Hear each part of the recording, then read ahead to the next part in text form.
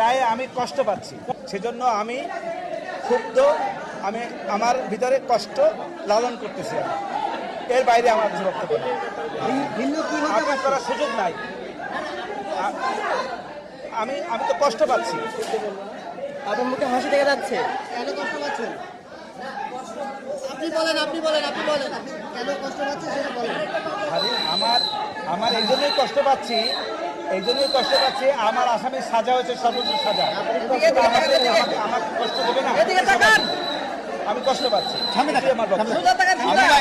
আর আমার পক্ষে এই মামলায় কোনো অ্যাপিল করার সুযোগ নাই যতক্ষণ পর্যন্ত আমার ক্লায়েন্টরা এসে মাননীয় ট্রাইব্যুনালে সারেন্ডার করবেন অথবা তারা কোনোভাবে গ্রেপ্তার হবেন।